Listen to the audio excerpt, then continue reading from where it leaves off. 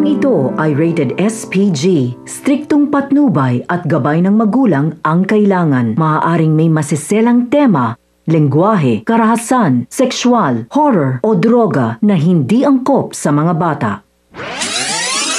Mga kapamilya, ang mga dapat nating abangan sa FPJ's Batang Quiapo.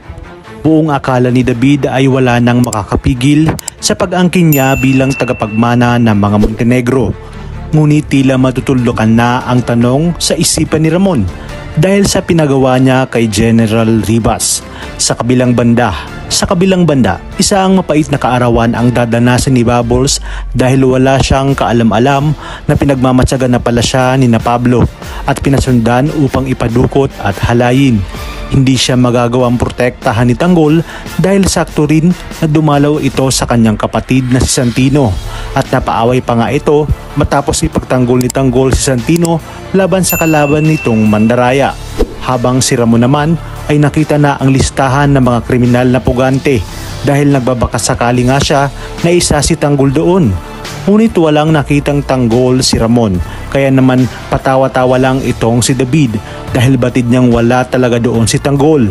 Magbabago ang aura ng mukha ni David at kakabahan ito nang sinabi ni Ramon na bigyan siya ni General Ribas ng mga listahan ng bagong laya at paniguradong naroon na si Tanggol. Kabadong-kabado nga itong si Olga at David at sa pagkakataong ito ay hindi nila mababayaran ang bagong chip ng Bilibid dahil nga istrikto ito at walang bahid ng katiwalaan. Kung sana'y ibang chip ang pumalit kay Chip Espinas ay paniguradong mababayaran nila ito ng pera upang hindi makuha ni Ribas ang mga impormasyon patungkol sa mga bagong laya. Kaya naman sinabi ni Olga kay David na ang tanging paraan na lamang ay unahan nilang mapatay itong si Tanggol.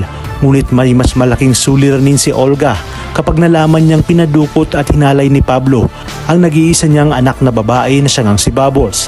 Talagang kapanapanabik ang mga susunod na tagpo sa teleseryeng ito. Kaya naman sabay-sabay natin itong pakaabangan. At kung bago ka pa lamang sa aking channel, sana huwag kalimutang mag-like at subscribe. Pindutin ang notification bell para updated kayo palagi. Maraming salamat sa inyong panonood at hanggang sa muli, kapamilya.